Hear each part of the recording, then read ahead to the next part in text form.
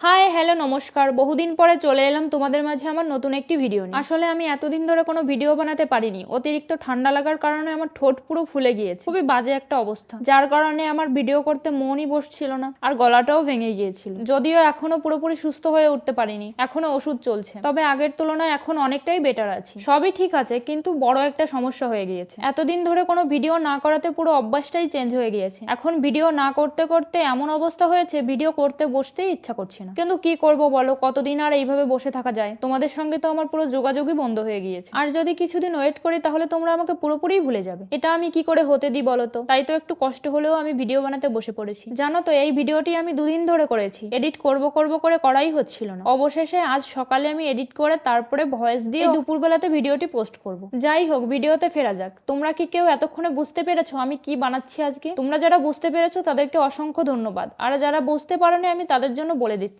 আজ আমি কিউট দেখতে দুটো মিনি অর্গানাইজার বানাচ্ছি। এই দেখো আমার অর্গানাইজারের ফাইনাল লুক। আমি এখানে ব্যাডমিন্টনের যে ফুলগুলো হয় দোকানে কিনতে পাওয়া যায়, ওই ফুলগুলো লম্বা মতো একটা খাপের ভিতরে থাকে। ওই খাপটি আমি পিসির বাড়ি থেকে নিয়ে এসেছিলাম কোনো একটি কাজে লাগাবো সেই জন্য। অবশেষে আজ আমি ওই খাপটি কাজে লাগিয়ে কিউট দেখতে দুটো অর্গানাইজার বানিয়ে ফেলেছি। এইটা আমি প্রথম বানিয়েছিলাম, তারপরে অনেকটা বেঁচে যাওয়াতে দ্বিতীয়বার আমি আরো একটি অর্গানাইজার বক্স বানিয়েছি। এই দেখো, এইটি আমার দ্বিতীয় অর্গানাইজার বক্সটি। কেমন হয়েছে তোমরা কিন্তু অবশ্যই জানিয়ে যাবে। ভিডিওটি তোমাদের কাছে কেমন লাগলো অবশ্যই আমাকে কমেন্ট করে জানিয়ে যাবে। ভালো লাগলে ফেসবুক থেকে দেখলে ফলো, ইউটিউব থেকে দেখলে সাবস্ক্রাইব করে আমার সঙ্গে থাকবে। দেখা হবে নতুন আরো একটি ভিডিওতে। ততক্ষণে সকলে সুস্থ থাকবে, ভালো থাকবে। আজ তাহলে আমি আসি, বাই।